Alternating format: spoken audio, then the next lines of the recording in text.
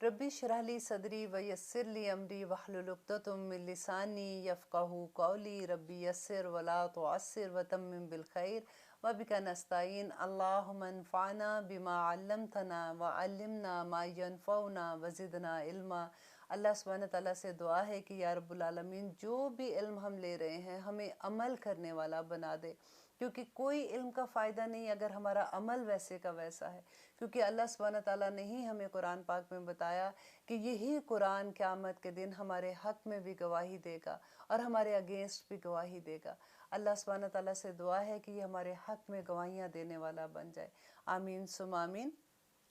आज इंशाल्लाह हम आयत नंबर 255 कर रहे हैं, जिसको आयतुल कुर्सी कहते हैं। और अल्हम्दुलिल्लाह मुझे पता है कि हम में से सभी को आयतुल कुर्सी आती है, और इसका नाम आयतुल कुर्सी इस वजह से है कि इसी में एक आयत है आयतुल कुर्सी में, वसिअ कुर्सियुहुस समावाति वल अर्द, तो उसकी वजह से इसको आयतुल कुर्सी कहते हैं। नबी सल्लल्लाहु अलैहि वसल्लम ने अब दुआ करते हैं कि अल्लाह सुब्हानहू व तआला हमें ये पढ़ते पढ़ते इसी आयत के बदले में अल्लाह सुब्हानहू व तआला हमारे लिए जन्नतों के रास्ते आसान कर दे। क्योंकि सहाबा ने नबी सल्लल्लाहु अलैहि वसल्लम से ये पूछा था कि आप मुझे कोई ऐसी आयत बताएं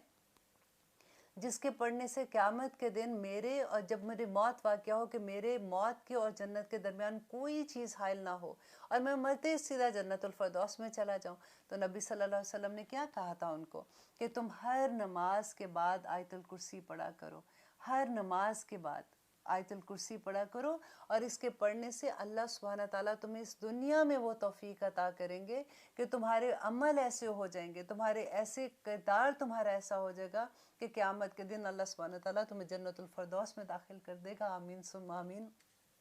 अब देखिए किसमें अल्लाह सुब्हानहू व तआला हमें क्या बताते हैं। देखिए ये अल्लाह सुब्हानहू व तआला के एक अपना तारुफ है। इस एक आयत में, कहने को ये एक आयत है, इसके अंदर 25 अल्लाह सुब्हानहू व तआला के नाम आते हैं और इसके बेशुमार अल्लाह की सिफ़ात हैं। अल्लाह सुब्हानहू व तआला अपना खुद ही से तारुफ करवा रहे हैं। आप देखिए जब कभी किसी का तारुफ करवाना होता है तो हम क्या करते हैं कि ये इंसान है, इसने ये कामयाबियां हासिल की, इसने ये डिग्रियां ली, इसने ये किया वो किया, तो उसके बाद हम कहते हैं कि अब तशरीफ़ लाते हैं फ़लाँ फ़लाँ फ़लाँ।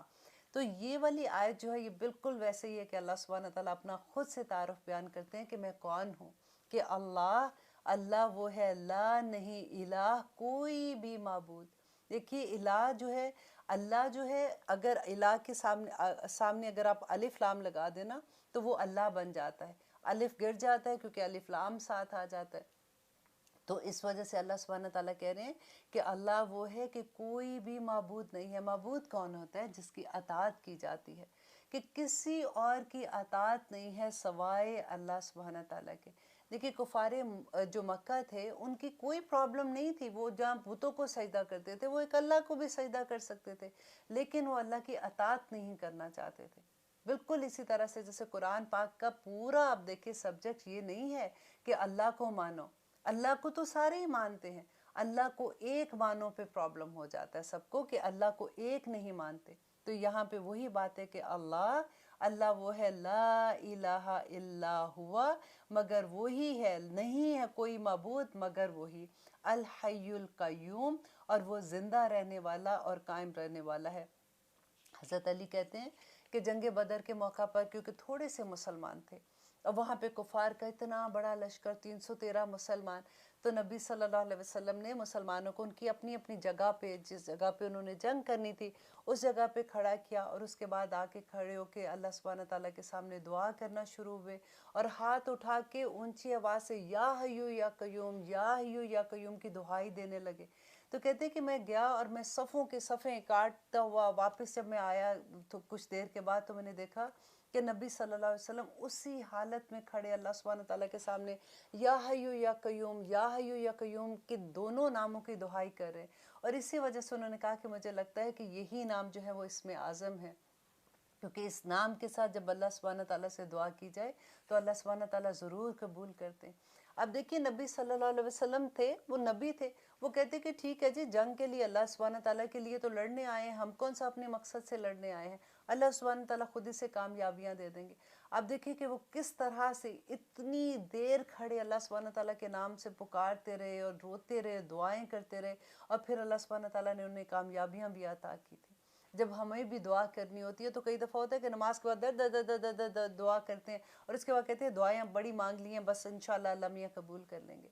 دعا بھی تو دل سے مانگنی ہوتی ہے نا۔ اب دیکھیے کہ اسی بات کو دیکھ کے میں سوچ رہی تھی کہ نبی صلی اللہ علیہ وسلم دیکھو اللہ کے رسول، ان کو تو پتہ تھا ساری بات کا، اور اللہ کے محبوب ترین رسول، اور وہ کس طرح سے اللہ سبحانہ تعالیٰ کے سامنے کھڑے ہو کے مانگی جا رہے ہیں دعائیں۔ اور وہ یاد ہے آپ کو کہ حضرت عائشہ نے جب ان کی نماز کا تذکرہ کیا تھا کہ ان کے پاؤں میں ورم آ جاتا تھا، اور جب ان کو کہتے تھے کہ آپ کو تو اللہ سبحانہ تعالیٰ نے جنتوں کی بشارت دی ہے، آپ تو نبی ہیں، آپ رسول ہیں، آپ کیوں اتنی عبادت کرتے ہیں؟ تو کہتے تھے کہ کیا میں اللہ کا شکر گزار بندہ نہ بنوں؟ تو یہاں پہ اللہ سبحانہ تعالیٰ جو اپنی یہ صفت بیان کر رہے ہیں کہ اللہ کو کبھی نیند نہیں آتی، اونگ نہیں آتی، وہ ہمیشہ زندہ رہنے والا اور قائم رہنے والا ہے۔ لا تاخذہ، نہیں پکڑتی اسے سنتن اونگ، ولا، اور نہ نوم، اور نہ اس کو نیند آتی ہے۔ اس میں بڑا ایک خوبصورت ایک روایت ملتی ہے حضرت موسیٰ علیہ السلام کی۔ آپ کو پتہ ہے حضرت موسیٰ اللہ سبحانہ تعالیٰ سے بات بھی کرتے تھے، اس لیے ان کو کلیم اللہ بھی کہتے ہیں۔ ایک دفعہ انہوں نے فرشتوں سے یہ کہا کہ کیا اللہ سبحانہ تعالیٰ کبھی سوتے ہیں؟ تو اللہ سبحانہ تعالیٰ نے فرشتوں کو کہا کہ موسیٰ کو 3 دن سونے نہیں دینا، اور 3 دن کے بعد ان کے ہاتھ میں جو جیسے وہ ہوتے شیشے کے گلاس ہوتے ہیں یا جار ہوتے ہیں، اس طرح سے 2 بوٹلز پکڑا کے ان کو کہا کہ ان کو موسیٰ کو کہنا ہے کہ ان کو ہاتھ میں پکڑے اور ان کو گرنے نہیں دینا، اور بس پکڑ کے ان کو تھوڑی دیر کے لیے اسی طرح سے بیٹھے رہے۔ اب موسیٰ علیہ السلام 3 دن کے جاگے ہوئے تھے، جیسے ان کو نیند اونگ آتی تھی وہ ایک دم سے آنکھ کھول دیتے تھے۔ ایک دفعہ اتنی گہری ان کو اونگ آئی کہ وہ دونوں باٹلز آپس میں ٹکرا کے ٹوٹ گئی۔ تو اللہ سبحانہ تعالیٰ نے کہا کہ موسیٰ اگر دیکھو تم اتنی سی بھی حالت میں 2 باٹلز نہیں پکڑ سکتے ہو تو زمین اور آسمان کو قائم کرنے والا ہوں میں، اگر مجھے نیند اور اونگ آ جائے تو یہ دونوں چیزیں پاش پاش ہو کے رہ جاتی ہیں۔ اس لیے تو اللہ سبحانہ تعالیٰ نے اپنی خود ہی سے یہ بیان کیا کہ نہ ان کو اونگ آتی ہے نہ اس کو نیند آتی ہے۔ لہو، اس کے لیے ہے، ما فی السماوات و ما فی الارض۔ اتنی خوبصورت یہ بات آتی ہے، ایک روب طاری ہو جاتا ہے پڑھ کے کہ جو کچھ آسمانوں اور زمینوں میں ہے سب کچھ اللہ سبحانہ تعالیٰ کی ملکیت میں ہے۔ وہ ایسا بادش ہے۔ اب دیکھیے آسمان کی طرف، آپ دیکھیے کہ جب بارش ہوتی ہے اللہ کی کتنی خوبصورت، جو اللہ سبحانہ تعالیٰ کہتے ہیں افلا تدبرون، تم تدبر کیوں نہیں کرتے، تم کیوں نہیں دیکھتے ہو اللہ سبحانہ تعالیٰ کی قدرت کو، کہ جب بارش ہوتی ہے تو آسمان پہ کبھی آپ کو ایسا لگتا ہے کہ کوئی چھنی کی طرح کی کوئی چیز ہے کہ جس میں سے پانی چھن چھن کے قطرہ قطرہ آتا ہے؟ نہیں ہوتا نا ایسے، کیسے بارش اتنی خوبصورتی سے قطرہ قطرہ گر رہی ہوتی ہے۔ اب دیکھیے کہ کس طرح سے سمندروں سے آبی بخارات بن کے پانی اوپر جاتا ہے، بادل بنتا ہے، اور اتنے بھاری پانی کے بادل اللہ سبحانہ تعالیٰ ہواؤں کو حکم دیتا ہے کس طرح سے وہ اٹھا کے ایک جگہ سے دوسری جگہ لے جاتے ہیں، کس طرح سے زمین کو سیراب کرتے ہیں، جہاں پہ ضرورت ہوتی ہے اللہ کا حکم ہوتا ہے وہاں پہ بارش ہو جاتی ہے۔ کبھی ایسا ہوا کہ بادل کا کوئی قطرہ، بادل کا کوئی ٹکڑا گر کے ہمارے سر کے اوپر گر گیا ہو، کوئی آسمان ہی پھٹا ہوا نظر آئے؟ اللہ کی قدرت تو دیکھو، وہ زمین دیکھیں کہ کتنی تیزی سے اپنے مدار کے گرد گھوم رہی ہے۔ کبھی ایسا ہوا کہ ہمیں کوئی جھٹکا لگا ہو یا ہم اتنی تیزی سے کھڑے کھڑے گر کے ادھر سے ادھر جا رہے ہیں؟ نہیں ہوتا نا۔ یہ اللہ سبحانہ تعالیٰ کی نعمت ہے جو ہم لوگوں پہ ہے، ہم بندوں پہ ہے۔ اللہ سبحانہ تعالیٰ کہتے ہیں میں نے زمین کو اتنا نرم کر دیا جس کے اوپر تم چلتے ہو، جس پہ تم اپنے گھر بناتے ہو۔ اس زمین کے اندر آپ دیکھیں اس قسم کے موذی جانور ہیں، اگر وہی زمین سے وہ سانپ بچھو باہر نکل آئے تو انسان جی نہ سکے۔ کس طرح سے اللہ سبحانہ تعالیٰ دن اور رات کو آپ ایک دوسرے کے ساتھ بدلتے ہیں، کیسے موسموں کو بدلتے ہیں۔ تو اللہ سبحانہ تعالیٰ اپنا تعارف جو کروا رہے ہیں کہ لَهُ مَا فِي السَّمَاوَاتِ وَمَا فِي الْأَرْضِ، اسی کا ہی ہے جو آسمان اور زمین میں ہے۔ اور قرآن میں ہی اللہ سبحانہ تعالیٰ کہتے ہیں کہ اے بندے، زمین اور آسمان کے درمیان جتنی مخلوق ہے سب اللہ کی عبادت کر رہی ہے، طوعاً و کرہاً، دل کی خوشی سے کرتی ہے یا وہ زبردستی کر رہی ہے، لیکن تمہیں نہیں پتا کہ اس کی عبادت کیسی ہے۔ کوئی ایک چیز زمین آسمان کے درمیان ایسی نہیں جو اللہ کے حکم کی اطاعت نہ کر رہی ہو۔ ایک ہم ہی انسان ایسے ہیں نا جو بہت بڑے بن جاتے ہیں کہ ہم نے یہ ہر چیز میں ہم دیکھتے ہیں کہ ایسی بات کیسے ہو سکتی ہے، نہیں آج کل کے زمانے میں یہ کیسے ہو سکتا ہے، یہ ممکن نہیں ہے۔ اب ہم جاب پہ جاتے ہیں، صبح سے شام تک تو ہم کام کرتے ہیں، تھک جاتے ہیں، اب نمازوں کا وقت بیچ میں آئے گا تو کیسے نماز پڑھیں گے؟ اگر ہم جاب ایسی جگہ پہ کریں، ہمارے باس کو ہم کیسے کہیں گے کہ ہم نے نماز پڑھنی ہے؟ ہم اسکول میں ہیں تو ہم نماز کیسے پڑھیں گے؟ ہم کتنے بہانے ہم لوگ کرتے ہیں. اور اللہ سبحانہ تعالیٰ ہمیں یہی بتا رہے ہیں کہ آسمان و زمین کے درمیان جتنی مخلوق ہے سوائے انسان تمہارے، کیونکہ اللہ سبحانہ تعالیٰ نے انسان کو مکمل اختیار دیا ہے. لا اکراہ فی الدین بھی آگے آئے گی وہ بھی آیت، کہ اللہ سبحانہ تعالیٰ نے انسان کو اتنا اختیار دیا کہ وہ اپنی مرضی کے ساتھ اللہ کا حکم مانے. اور یہی ہماری آزمائش ہے. یہی اسی لیے اللہ سبحانہ تعالیٰ نے یہ جو زندگی میں اور موت کے درمیان کا جو وقفہ دیا ہے نا، یہ اسی آزمائش کے لیے دیا ہوا ہے. آگے اللہ سبحانہ تعالیٰ دیکھیے اس بات میں کتنا غصہ بھی ہے اور کتنی حیرت بھی ہے کہ اللہ کہہ رہے ہیں من ذا الذی، کون ہے جو یشفع اس سے سفارش کر سکے عندہ اس کے پاس الا باذنہ، مگر اسی کے اذن سے. کسی کی اتنی ہمت ہے کہ اللہ کے سامنے کھڑا ہو کے اس سے سفارش کر سکے؟ ابھی دیکھیے ابھی تک ہم نے سورۃ بقرہ کی جتنی بھی آیات پڑھی ہیں 3 دفعہ یہی سبجیکٹ آیا کہ ابھی ہم نے پچھلے میرا خیال ہے جو ہم نے پچھلا پروگرام کیا تھا اس میں بھی یہی آیت تھی کہ لا یشفع، کہ نہیں ہے کوئی سفارش. اللہ سبحانہ تعالیٰ فرما رہے تھے کہ نہ کوئی دوستی ہوگی اس دن اور نہ کوئی سفارش ہوگی. اور اسی طرح سے پچھلی بھی 2 آیات میں اللہ سبحانہ تعالیٰ نے بار بار یہی بیان کر دیا. اور یہاں پہ اللہ سبحانہ تعالیٰ کہہ رہے ہیں کہ کون ہے جو اللہ کے سامنے سفارش کر سکے گا؟ جس کو تم لوگ کہتے ہو کہ یہ بت سفارش کر دیں گے، یا یہ انسان میری سفارش کرے گا، یا یہ اولیاء جا کے میری طرف سے سفارش کریں گے. کوئی سفارش نہیں کر سکتا سوائے اس کے جس کو اللہ اجازت دے دے. بخاری کی وہ حدیث ہے جس میں لوگ جب قیامت کے دن ہوگا تو صرف اس لیے کہ اللہ سبحانہ تعالیٰ سے کہ وہ اس دن کا حساب شروع کر دیں، سب سے پہلے آدم علیہ السلام کے پاس جائیں گے. پھر وہاں سے آدم علیہ السلام کہیں گے کہ میں نہیں کر سکتا ہوں، تم جاؤ، جا کے تم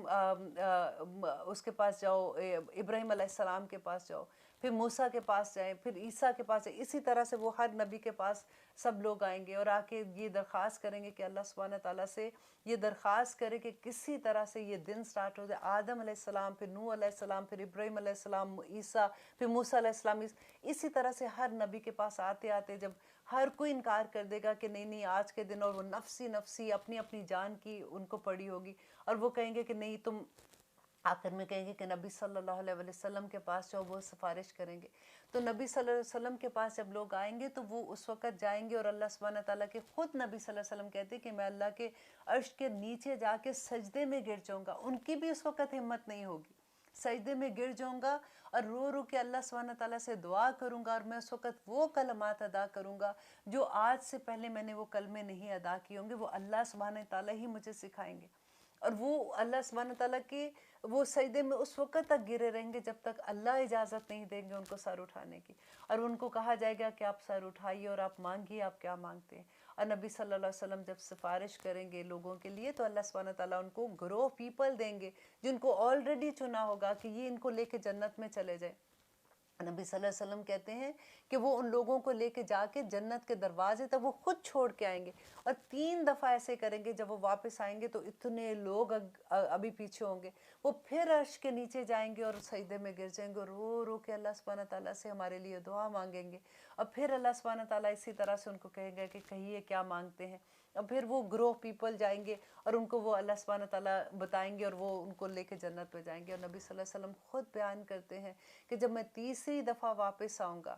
تو پھر صرف بیک میں وہی لوگ رہ جائیں گے جنہوں نے شرک کیا ہوگا، اور وہ لوگ رہ جائیں گے جن کو قرآن نے روکا ہوگا. یہ غور کرنے کی بات ہے کہ جس کو قرآن نے روکا ہوگا اس کو نبی صلی اللہ علیہ وسلم کہتے ہیں کہ میری سفارش بھی کام نہیں آ سکے گی وہاں پہ. اور قرآن خود قرآن میں کہتے ہیں کہ وہ اللہ سبحانہ تعالیٰ سے جھگڑا کرے گا کہ یا رب العالمین ان لوگوں نے مجھے دنیا میں چھوڑ دیا تھا. قرآن کو چھوڑنا کیا ہے کہ قرآن پہ عمل کرنا چھوڑ دیا تھا، جو احکامات قرآن میں ہیں ان پہ ماننا چھوڑ دیا تھا، کیونکہ ہم تو اتنے بڑے بن جاتے ہیں نا کہ ہماری عقلیں اتنی بڑی ہو جاتی ہیں. اور اللہ سبحانہ تعالیٰ آگے کہتے ہیں کہ من ذا الذی یشفع عندہ الا باذنہ یعلم، وہ جانتا ہے ما بین ایدیہم، جو ان کے سامنے ہے. اب اللہ سبحانہ تعالیٰ پہ اپنی ایک اور صفت بیان کرتے ہیں کہ اللہ سبحانہ تعالیٰ تو وہ بھی جانتے ہیں جو انسان کے دل کے اندر ہے. آپ دیکھ رہے ہیں قرآن میری زندگی، ہم کر رہے ہیں آیت الکرسی الحمدللہ۔ اب اللہ سبحانہ تعالیٰ اپنی ایک اور صفت بیان کر رہے ہیں کہ یعلم، وہ جانتا ہے، ما بین ایدیہم، جو ان کے ہاتھوں میں ہے، یعنی جو وہ کر رہے ہیں، جو سامنے ہے، وما خلفہم، اور جو ان کے پیچھے ہے، ولا یحیطون، اور نہیں وہ سب احاطہ کر سکتے، بشیء، کسی بھی چیز کا، من علم ہی، اس کے علم سے، الا بما شاء، مگر صرف وہی جو وہ چاہتا ہے۔ دیکھیے اللہ سبحانہ تعالیٰ، جیسے ہمارے ہم اکثر یہ بات ہوتی ہے کہ ہمارے یہاں پہ فرشتے ہیں، کرامن کاتبین ہیں جو لکھتے ہیں، لیکن ہمارے دل کے اندر جو بات ہوتی ہے وہ یہ فرشتے بھی نہیں جانتے۔ اللہ سبحانہ تعالیٰ نے ہمیں بتایا نا کہ تمہارے زبان سے کوئی لفظ ادا نہیں ہوتا کہ یہ اچک لیتے ہیں لکھنے کے لیے، لیکن ہمارے دلوں کے اندر جو بات ہوتی ہے وہ صرف ہمارا رب جانتا ہے۔ اور اللہ سبحانہ تعالیٰ یہاں پہ کہہ رہے ہیں کہ جو تم پیچھے، اگر قیامت کے دن بھی انسان جب اللہ سبحانہ تعالیٰ کے سامنے کھڑے ہوگا، سفارش ہو رہی ہوگی، سفارش کس کی کرتے ہیں؟ آپ دیکھیے آج کی دنیا میں بھی آپ دیکھیں کہ اگر کسی پوسٹ پہ کسی کو بھیجنا ہے اور آپ کسی کو جانتے ہیں تو آپ کہو گے کہ دیکھیں تم تو نہیں جانتے ہو اس بندے کو، لیکن اس میں یہ کوالٹیز ہیں، میرے خیال میں یہ جاب کے لیے بہتر ہے، کیونکہ میں اس کو جانتا ہوں، تم اس کو جاب پہ رکھ لو، اسی طرح سے سفارش ہوگی نا۔ لیکن اللہ سبحانہ تعالیٰ آگے یہ بیان کر رہے ہیں کہ وہ بھی جانتے، اس کے پاس کون سفارش کرے گا کہ نہیں اللہ سبحانہ تعالیٰ یہ بندہ ایسے تھا، اس کو معاف کر دے۔ اللہ تو وہ بھی جانتا ہے جو یہ پیچھے کر کے آیا ہے دنیا میں، اور اللہ سبحانہ تعالیٰ وہ بھی جانتا ہے کہ یہ اپنے ساتھ جو مال لے کے آیا، جو اپنے اعمال ساتھ لے کے آیا، اللہ سبحانہ تعالیٰ تو اس کو بھی جانتے ہیں۔ تو پھر کس کی سفارش قبول کریں گے؟ کون دھوکہ دے سکتا ہے اللہ سبحانہ تعالیٰ کو؟ ولا یحیطون، اور کوئی احاطہ نہیں کر سکتا۔ دیکھیے نبی صلی اللہ علیہ وسلم نے ایک دفعہ بتایا تھا کہ سمندر کے درمیان میں انہوں نے ایک انگلی اپنی ڈپ کی اور باہر نکالا، جو پانی انگلی کے ساتھ لگا ہوا تھا۔ انہوں نے کہا کہ ہمارا اس دنیا کا پورا علم صرف اتنا ہے، اور جو پورا سمندر ہے اس سے بھی کہیں زیادہ علم اللہ سبحانہ تعالیٰ کا ہے۔ جو پانی کے ساتھ، انگلی کے ساتھ پانی لگا ہوا تھا، اتنا سا علم تھا۔ اور دیکھیے کہ اس کے علاوہ آپ دیکھیے کہ اللہ سبحانہ تعالیٰ کے علم کے ساتھ اگر قرآن میں ہم پڑھتے ہیں کہ پوری دنیا کے جو درخت ہیں اگر ہم اس کو قلم بنا دیں، پوری دنیا کے سمندر جو ہے اگر ہم ان کو سیاہی بنا دیں، تو اللہ سبحانہ تعالیٰ کی تعریف لکھنے لگیں تو تب بھی وہ کم پڑ جائیں گے۔ تو وَلَا يُحِيطُونَ بِشَيْءٍ مِّنْ عِلْمِهِ، کہ اس کے علم سے کوئی اس کا احاطہ نہیں کر سکتا، الا بما شاء، مگر صرف وہی جتنا اللہ سبحانہ تعالیٰ بتا دے۔ اللہ سبحانہ تعالیٰ نے آدم علیہ السلام کو بتایا تھا نا، فرشتوں کے سامنے جب لے کے آئے تھے تو اسی علم کی بنا پہ اس کو فضیلت دی تھی۔ تو جو اللہ چاہے گا بس اتنا ہی اللہ سبحانہ تعالیٰ علم دے گا۔ وسیع کرسیو، وسیع گھیر رکھا ہے، کرسیو ہو، اس کی کرسی نے، السماوات والارض، آسمانوں اور زمینوں کو۔ یہاں پہ کرسی کے بارے میں ڈیفرنٹ آرا ملتی ہیں، بعض لوگ تو ایز اٹ از اس کو کہتے ہیں کہ بس اللہ سبحانہ تعالیٰ نے کہہ دیا کہ اس کی کرسی ہے تو بس ٹھیک ہے، اسی طرح سے اس کی ہم کرسی کو لیتے ہیں، ہم اس کے بارے میں کوئی ایکسپلین نہیں کر سکتے۔ لیکن کچھ علماء نے اس کا اس طرح سے کہا ہے کہ اللہ سبحانہ تعالیٰ کے اختیارات، کرسی کا مطلب اللہ تعالیٰ کے اختیار، اس کا اقتدار، اس کی قدرت جو ہے وہ آسمان اور زمینوں، اور یہی بات صحیح بھی لگتی ہے کہ وہ آسمان اور زمینوں پر چھائی ہوئی ہے۔ ولا، اور نہیں یعودہ، اور نہیں تھکاتی، حفظہما، ان دونوں کی حفاظت اس کو، وہو العلی العظیم، اور وہ بہت بلند اور عظیم ہے۔ الحمدللہ، یہ اتنی خوبصورت آیت ہے کہ اس کے بارے میں ایک اور میں بلکہ آپ کو حدیث سناتی ہوں کہ ابو ہریرہ کہتے ہیں کہ اسی طرح سے نبی صلی اللہ علیہ وسلم نے ان کو مال تھا، اس کے اوپر انہوں نے کہا کہ تم بیت المال پہ اب حفاظت کے لیے بٹھایا، تو انہوں نے دیکھا کہ رات کو ایک لڑکا ہے، جوان لڑکا ہے، وہ آیا اور آ کے اپنی چادر بھر بھر کے مال لینے لگا۔ تو انہوں نے اس کو جا کے پکڑا اور انہوں نے کہا کہ یہ تم کیا کر رہے ہو؟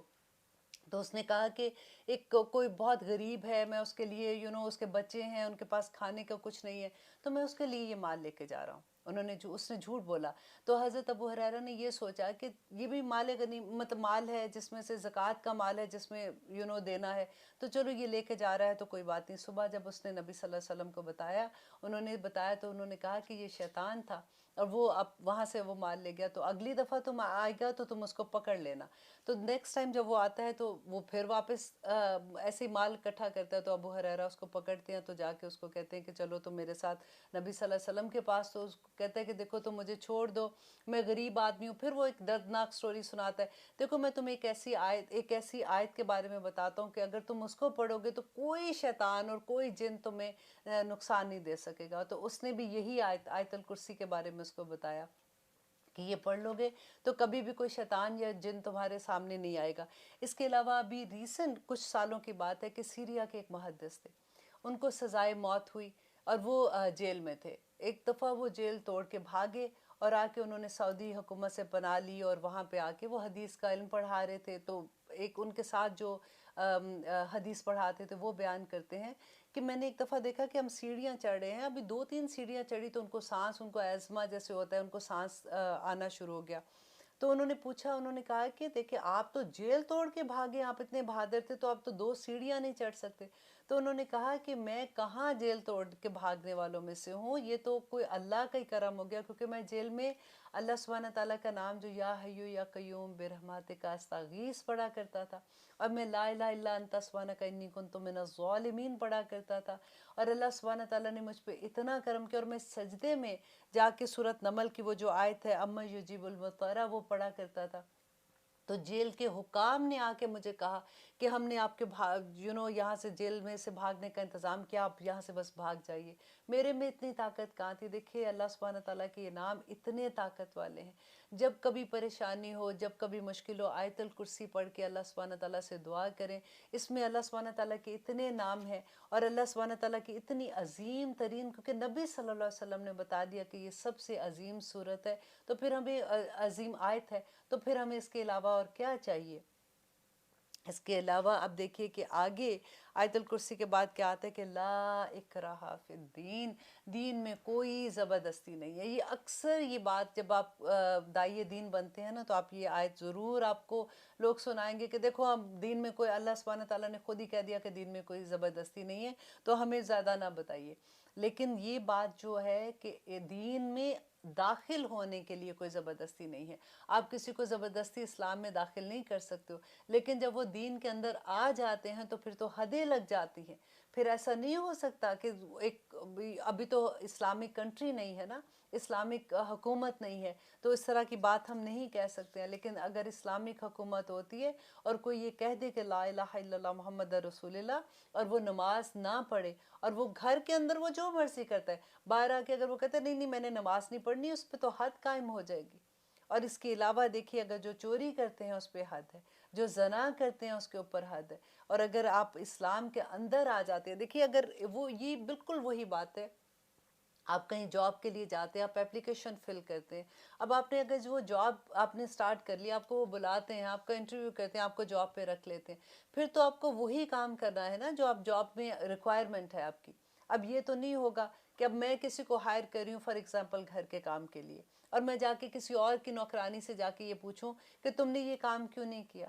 اب زبردستی تو میں اس کو ہائر نہیں کر سکتی ہوں، رائٹ؟ لیکن جس کو میں نے ہائر کیا، جو اپنی مرضی سے میرے گھر میں جاب کے لیے آیا اور اس کو میں نے ہائر کر لیا، تو وہ تو پھر احکامات کے اندر آ جائے گا نا۔ یہ آیت بالکل وہی ہے، اگر یہی بات آپ لے کے سوچیں گے تو آپ کو اس کی اچھے سے سمجھ آ جائے گی کہ لا اکراہ فی الدین، دین میں، اسلام میں داخل ہونے کے لیے کوئی زبردستی نہیں ہے۔ تمہیں دل کے ساتھ، دل کی اطاعت کے ساتھ، دل کی مرضی کے ساتھ تمہیں اسلام کے اندر داخل ہونا پڑے گا، اور جب تم داخل ہو جاتے ہو تو پھر تو اللہ کی اطاعت کرنی پڑے گی نا۔ قد تبین الرشد، قد یقیناً تبین واضح ہو گئی، الرشد ہدایت، من الغی، غی سے۔ یہ قرآن پاک پورے کا پورا فرقان ہے، اس میں پوری ہدایت کیا چیز کی ہے اور غی کیا ہے۔ اللہ سبحانہ تعالیٰ نے طاغوت کے بارے میں بتا دیا کہ تمہارے دوستوں میں تم دیکھو، اگر تم ایسے کام ایسے کر رہے ہو کہ تمہیں لگتا ہے کہ میں ٹھیک راستے پہ نہیں ہوں، تو اپنے اراؤنڈ لوگوں کو دیکھو، کیونکہ انسان اپنے دوستوں سے پہچانا جاتا ہے۔ کہ اللہ سبحانہ تعالیٰ کہہ رہے ہیں کہ پوری ہدایت اور گمراہی سے پوری طرح سے اللہ تعالیٰ نے واضح کر دیا۔ فمن یکفر، اور جو کوئی انکار کرتا ہے بالطاغوت، طاغوت کا، کہ جو اللہ سبحانہ تعالیٰ کے سامنے جو اسلام کے اندر آتا ہے اور وہ ہر طرح کے طاغوت کا انکار کر دیتا ہے، وہ یومن اور ایمان لاتا ہے باللہ اللہ پر، فقد استمسک، یہ اتنی خوبصورت بات ہے کہ یقیناً اس نے تھام لیا بالعروتی کڑے کو وثقی مضبوطی کے ساتھ، لا نہیں لن فسامہ نہیں ٹوٹے گا لہا اس کے لیے، واللہ اللہ سمیع خوب سننے والا ہے اور علیم اور جاننے والا ہے۔ یہاں پہ اللہ سبحانہ تعالیٰ کہہ رہے ہیں کہ جس نے انکار کر دیا تمام طاغوت کا، تمام لوگوں کا، وہ لوگ جو اللہ سبحانہ حدود سے، طاغوت ان کو بھی کہتے ہیں جو حد سے نکلے ہوئے لوگ ہوتے ہیں، یا شیطان بھی کہہ سکتے ہیں، باطل عقیدہ رکھنے والے کہہ سکتے ہیں، ہر وہ چیز جو اللہ سبحانہ تعالیٰ کے احکامات سے باہر نکلی ہوئی ہے وہ اس کا انکار کرتا ہے اور وہ ایمان لے آتا ہے اللہ سبحانہ تعالیٰ پر، تو وہ بالکل ایسے ہی ہے جس طرح سے اس نے ایک مضبوط کڑے کو پکڑ لیا اور نہیں ٹوٹے گا لہا اس کے لیے۔ اور یہ اللہ کا وعدہ ہے کہ جب تم اللہ سبحانہ تعالیٰ پہ اتنا یقین کرتے ہو، اللہ سبحانہ تعالیٰ پہ ایمان لے آتے ہو اور ہر معاملہ اللہ سبحانہ تعالیٰ پہ لے کے آتے ہو، تو وہ کیسے تمہیں نا امید کرے گا؟ اللہ تو سننے والا بھی ہے۔ دیکھیے پھر اپنی جو صفت اللہ سبحانہ تعالیٰ یہاں پہ لے کے آتے ہیں کہ سننے والا بھی وہی ہے، کیونکہ ہر کوئی تمہاری اگر کوئی درد ہے تو ہر کوئی تمہاری درد نہیں سنے گا، اور بعض لوگ تو تمہیں جانتے بھی نہیں ہیں، تمہارا درد جو سننے والا ہے، کیونکہ اللہ سبحانہ تعالیٰ تو 24 گھنٹے تمہیں دیکھ رہا ہے، جو تمہیں سننا ہے وہ جاننے والا بھی ہے کہ تم پہ ظلم ہوا ہے اور تمہیں اس وقت کتنی اس کی ضرورت ہے۔ تو اس ہستی کو، سمیع علیم کو اگر تم چھوڑ کے کسی اور کے پاس جاؤ گے تو تم کیسے کامیاب ہوگے؟ واللہ اللہ ولی دوست ہے الذین ان لوگوں کا آمن جو ایمان لائے۔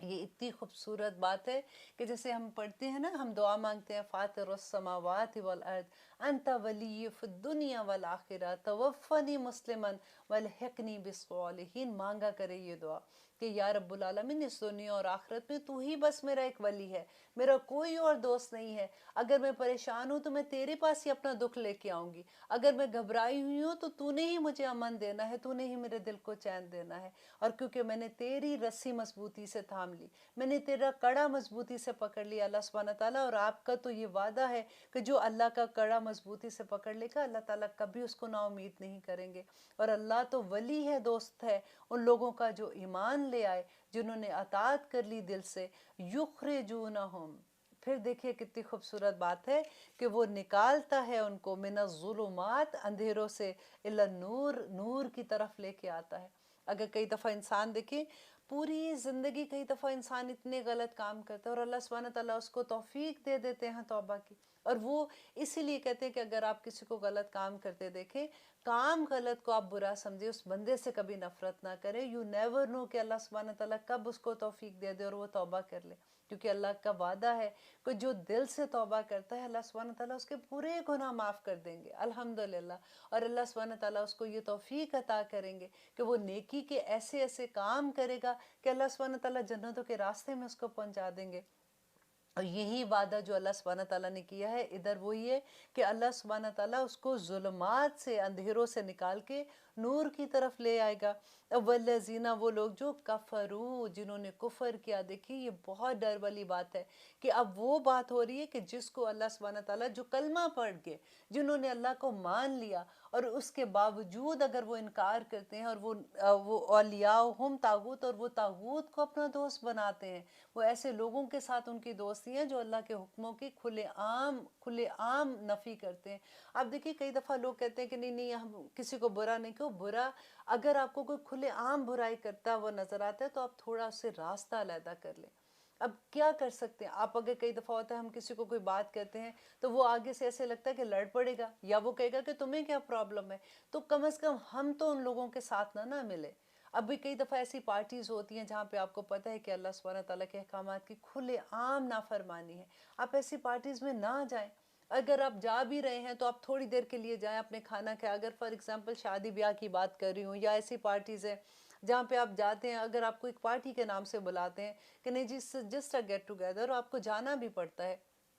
وہاں پہ جاتے ہیں آپ، اور تھوڑی دیر کے بعد آپ دیکھتے ہیں کہ وہاں پہ ایک دم سے ڈانس سٹارٹ ہو گیا، میوزک کا سٹارٹ ہو گیا، تو آپ آرام سے وہاں سے اٹھ کے آ جائیں، آپ اتنی دیر صرف بیٹھے رہیں جتنی دیر آپ آپس میں بات کر رہے ہیں، کھانا وانا کھا رہے ہیں۔ تو اللہ سبحانہ تعالیٰ نے ہمیں حکمت بھی تو دی ہے نا، اللہ سبحانہ تعالیٰ سکھاتے ہیں انسان کو کہ اللہ سے دعا کرو کہ یا رب العالمین ہمیں حکمت عطا کر، کیونکہ دین حکمت کے علاوہ کچھ نہیں ہے۔ دیکھیے اگر دین میں اگر ہمارے پاس حکمت نہیں ہوگی، ہم غلط ٹائم پہ غلط بات کریں گے، تو جنہوں نے اسلام کی طرف آنا ہے وہ بھی بھاگ جائیں گے۔ یہ بڑی طریقے کی بات ہوتی ہے کہ آپ نے کس طرح سے اپنے دوستوں کو دین کی طرف لے کے آنا ہے، کیسے ان کو اچھی بات کرنی ہے کہ ان کا دل ٹھک جائے اور وہ اسلام کی طرف آ جائے، اور وہ کام دیکھیے کلمہ گو ہیں، لیکن وہ کیونکہ وہ کام انہوں نے سیکھا نہیں ہوتا، ان کو شروع سے ان کی تربیت یا تو ایسی نہیں ہوئی ہوتی، یا جو بھی ریزن ہوتا ہے، بس اللہ سے دعا کر سکتے ہیں کہ یا رب العالمین اپنا ہمارا عمل ایسا کر دے کہ ہمیں دیکھ کے وہ دوسرے لوگوں کو یہ لگے کہ اللہ والے لوگ اس طرح کے ہوتے ہیں، تو ہم بھی ایسے بن سکتے ہیں۔ اللہ سبحانہ تعالیٰ سے ہم دعا ہی کر سکتے ہیں۔ لیتے ہیں ایک چھوٹی سی بریک، انشاءاللہ آگے دیکھتے ہیں کہ اللہ سبحانہ تعالیٰ ہمیں اور کیا فرما رہے ہیں۔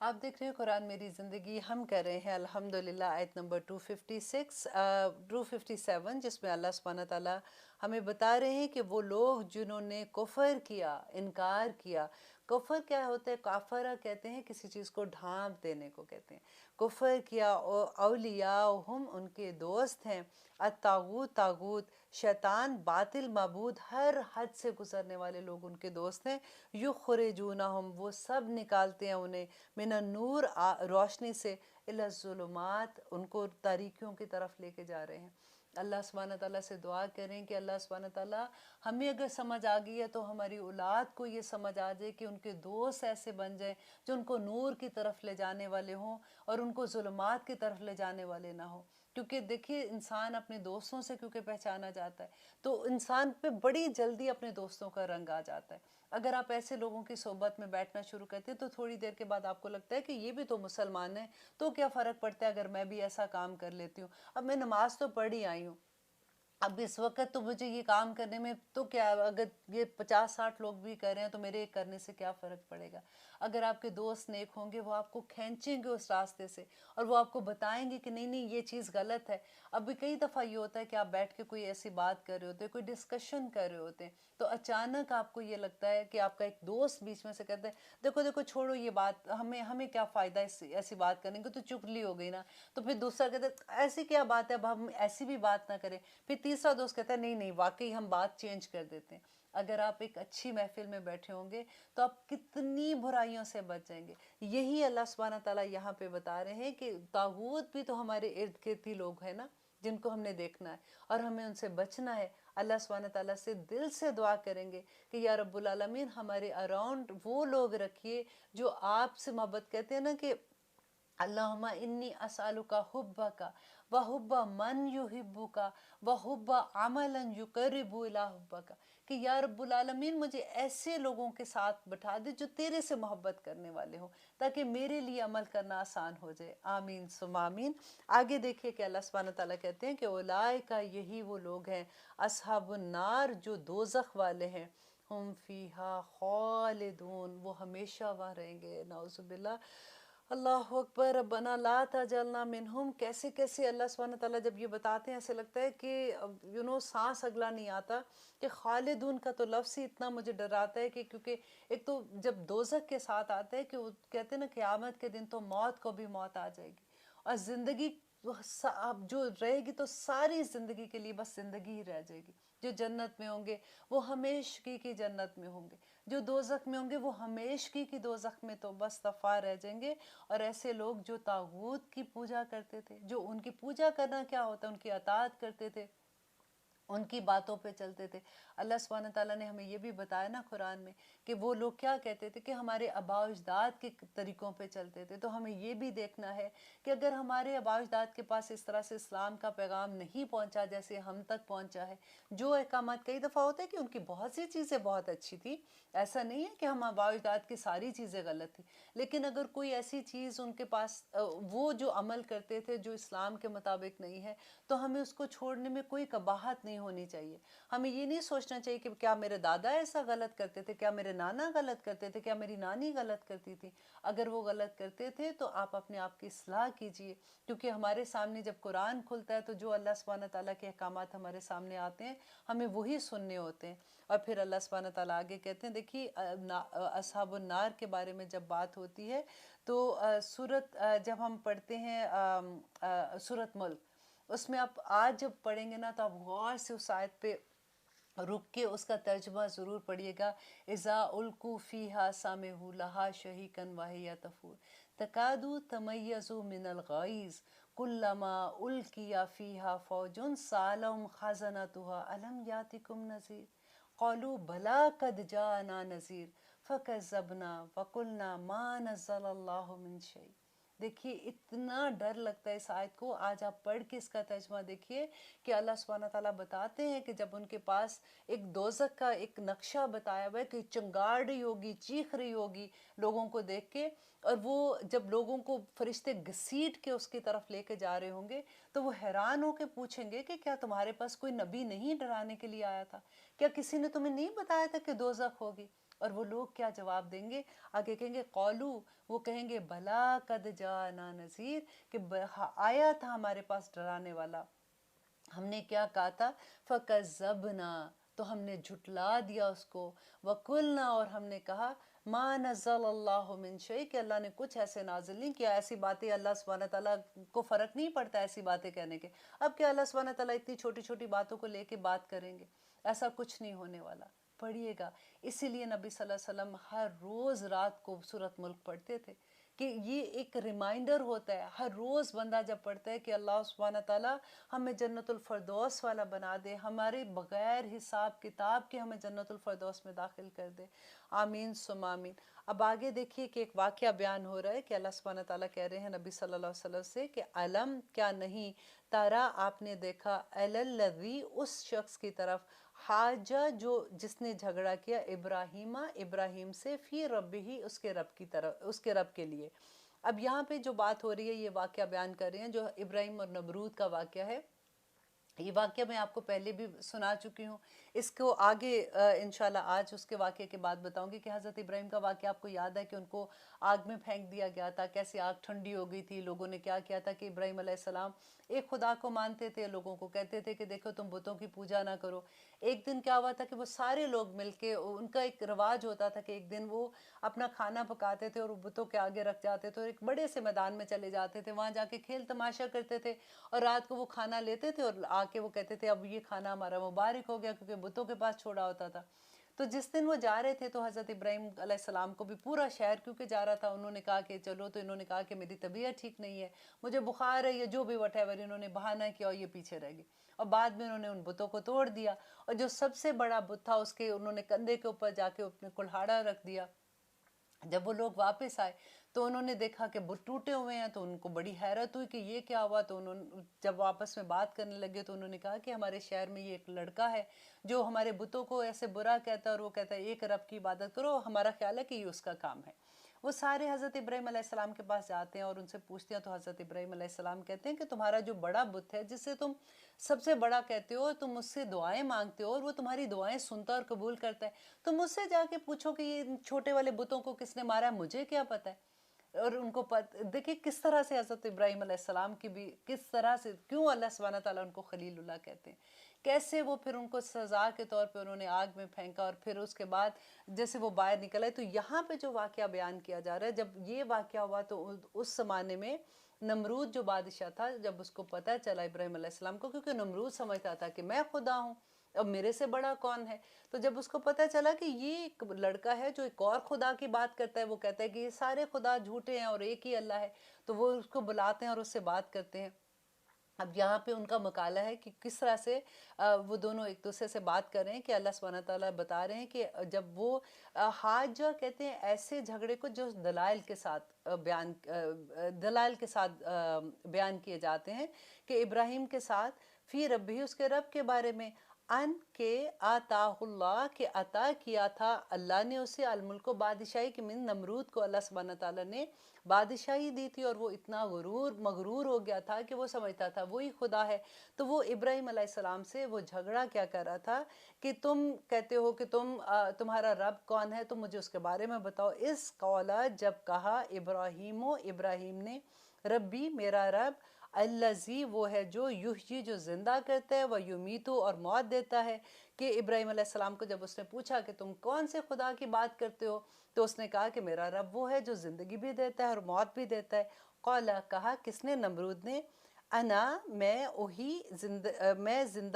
زندگی دیتا ہوں، وہ امیتو اور میں مارتا ہوں۔ کہ میں یہ کون سی بڑی بات ہے کہ میں زندگی دے سکتا ہوں اور میں بھی مار سکتا ہوں۔ اور اس میں اس نے کیا کیا کہ ایک بندے دو آدمی تھے جن کو سزائے موت ہو گئی تھی، ان دونوں کو بلایا، ان میں سے ایک کو حکم دیا کہ اس کا سر قلم کر دو، ایک کو مار دیا، اور دوسرے کو کہا کہ اس کو تو سزائے موت تھی، موت کا اس کا تھا وقت، لیکن اس کو میں زندگی دیتا ہوں، چلو تم جاؤ، تمہیں میں نے زندہ چھوڑ دیا۔ اس نے کہا اس میں کیا بڑی بات ہے، تم کہتے ہو کہ تمہارا اللہ جو ہے وہ زندگی و موت دیتا ہے، تو وہ تو میں بھی دے دیتا ہوں۔ حضرت ابراہیم نے بحث کرنے کے بجائے ایک دم سے بات چینج کی، اور انہوں نے کہا قولا ابراہیم علیہ السلام نے، قولا کہا ابراہیم نے، فَإِنَّ اللَّهَ بے شک اللہ یأتی وہ لاتا ہے بالشمس سورج کو،